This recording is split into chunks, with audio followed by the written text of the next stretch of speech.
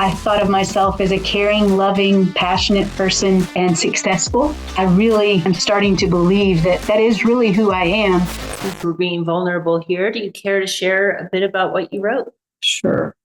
So I used your thought experiment, what I might think of someone who joined this program, which means an impression I have of the people I've met and my own thoughts. So I think a person who joined this program has reached a point of intense unhappiness around alcohol.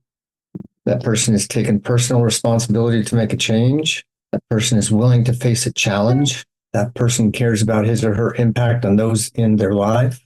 And that person cares about their health and quality of life. All pretty positive. So is that person you, Scott? Yes. Yes. How's it feel? That's nice. Felt a little warmth rising up through my chest and my face. So thank you for saying that. Wow. Kind of a breakthrough moment. To start. Mm-hmm. Brenda, do you care to share yours? Yes. I see a person that as many times as I've tried and failed to quit drinking, I'm not a person that gives up. When I was working full time, I never gave up.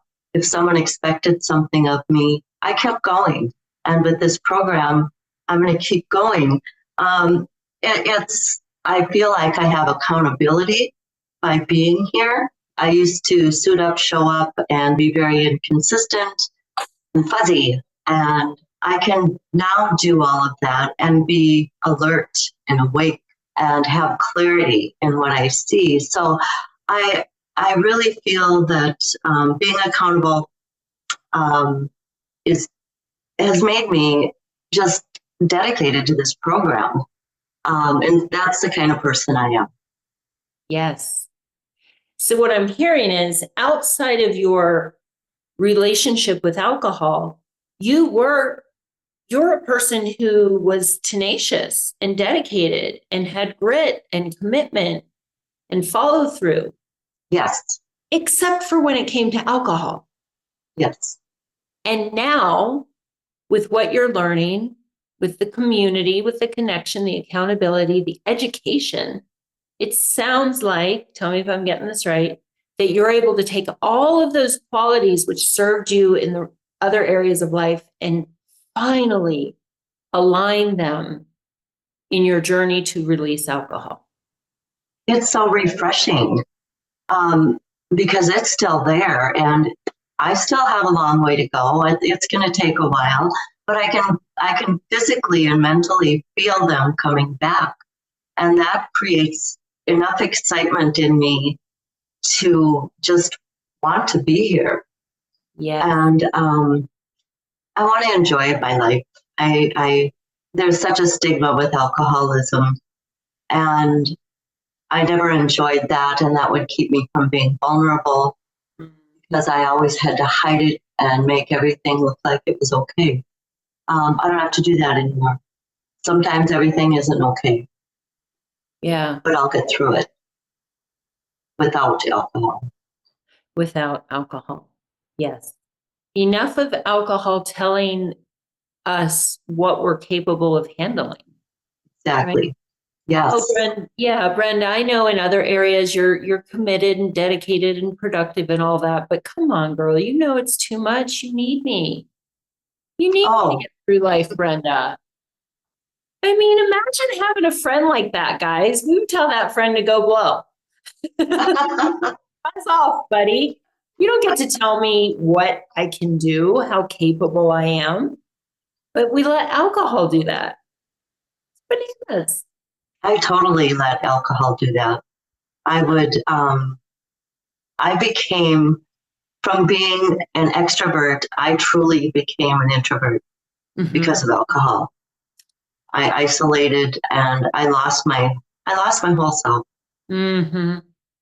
You started to believe the lies that alcohol told you about you. I did. And I didn't know if there was a way out for a while, but like I said, I don't give up. No, you don't. No, you don't. I'm glad. I'm glad you didn't give up. I get to meet you. We all get to meet you. And gosh, you've got so much great living ahead of you now. I do. And I'm going to do it. I'm going to experience it. I know you are. Jennifer, thanks for waiting. Yeah, I was just going to say we've been talking about beliefs and all these beliefs, and I didn't know who I was. I knew who I was becoming, and a lot of those beliefs. I'm talking about the. I was going to say, coming into the program, somebody that's going to choose. My adjectives were strong and smart, dedicated people ready to make a real change, and that there's something better out there, to be healthier and to be courageous for taking that leap of faith to be the person that you really are. And my belief system throughout this whole journey of alcohol has led me to, I mean, I'm looking at these words. These aren't me. I'm not strong. I'm dedicated, but I'm not strong. I'm not courageous. I'm scared of everything. But coming into this has opened my eyes with the, why in my belief system. And me talking to these people, or who are maybe wanting to be part of this program, is, strong, smart, courageous, dedicated. These are who I used to be and who I'm becoming again. It gives me goosebumps because I'm finding out who I really am without this poison in my body. And it feels good knowing that I'm finally taking control of my life, and it's exciting. I just wanted to we've been talking about beliefs, and I'm writing these words thinking, I don't believe these to be true, but they really are. They absolutely are. I wrote some in the chat, and just some of the things that I've heard from you guys, and I encourage you to add to it in the chat. So I've got strong, smart, dedicated, accountable, personally responsible, tenacious, courageous. Emotion needs to be attached. So if you go through life, and again, I had alcohol use disorder. That's in my background. And so if I walked around saying, hi, I'm Victoria, I have alcohol use disorder, people might say, oh, well, how much do you drink?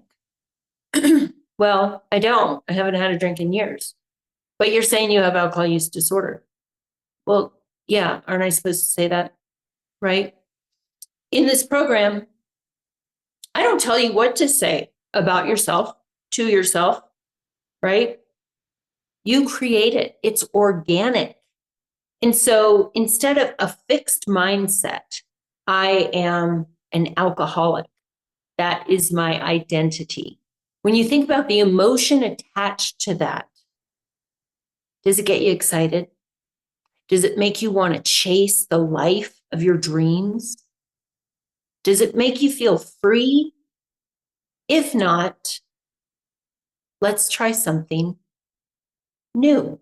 Let's try an I am statement followed by the words that you all just came up with about yourselves, about the program, the types of people in this program. So when you write that I am statement, what's it sound like now? Just jot it out. I am. Steve, do you have yours?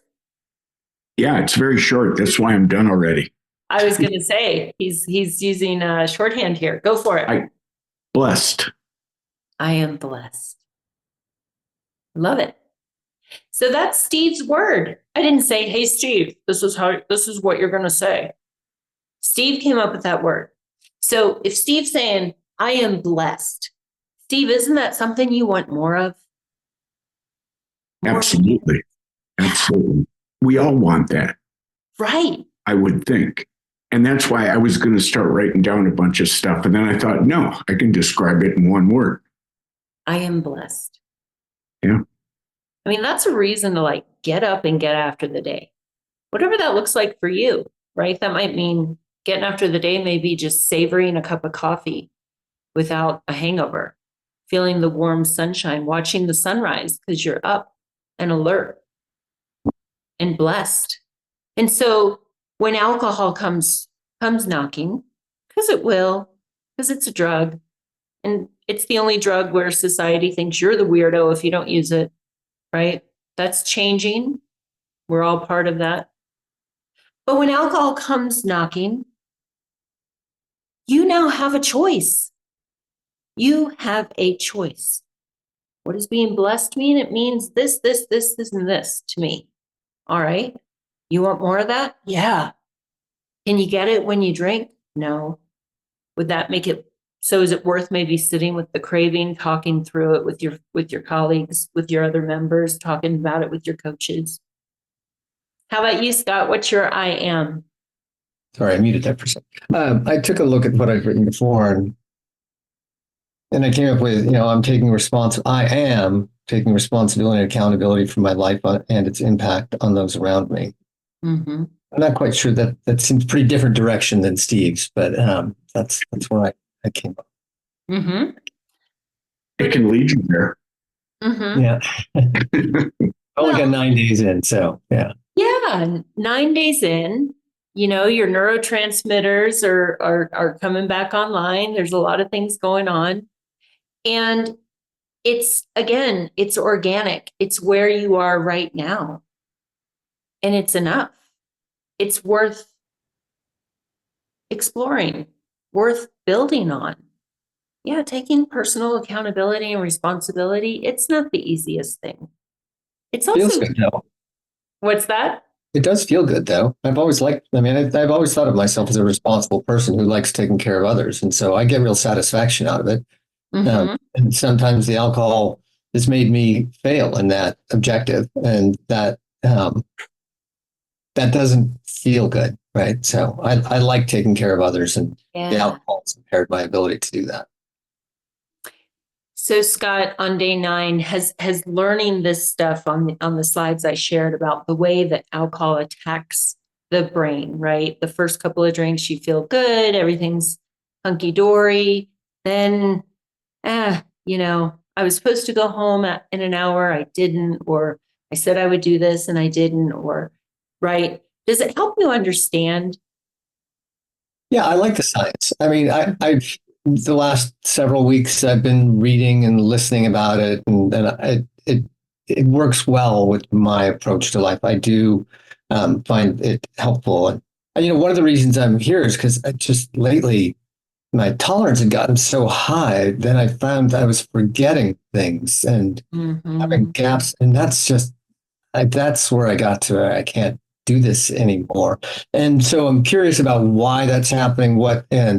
And so if I understand better, I can act better.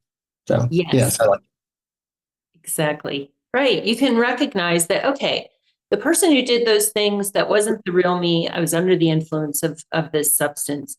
It's not a cop-out. It's not saying that there are not relationships to be repaired. Certainly not. Yeah. But the first relationship that we establish is with ourselves. With these sorts of exercises, right? I am. What's worth pursuing? Mm-hmm. You clearly value others. You value being a caretaker, a provider for others. That's something worth pursuing. Something you want more.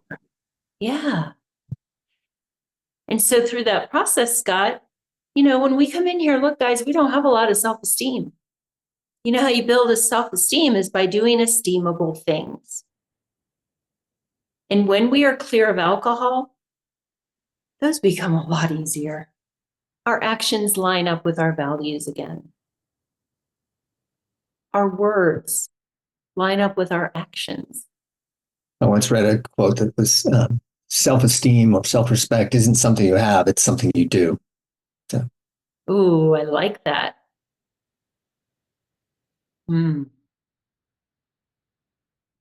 Yeah, it's really good stuff.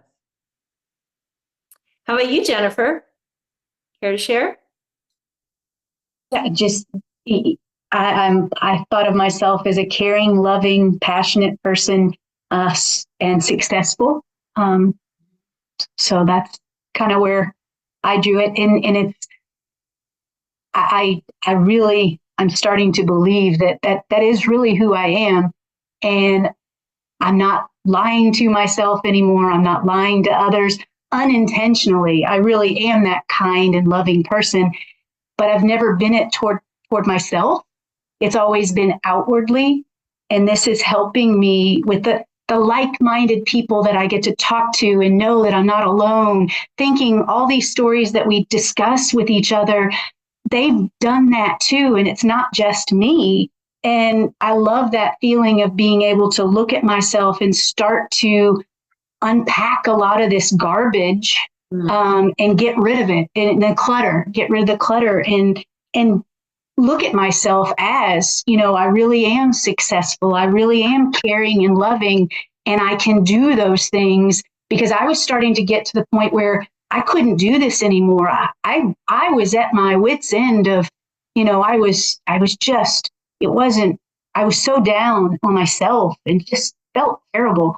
So this has been such an eye-opener and such a good experience for me. Not every day is great, but it's teaching me to become a better person to myself and not think of it as selfish, but I am the person that I need to be for myself first before I can really truly love and care for all this other stuff. And I'm so grateful to be able to identify that and get there.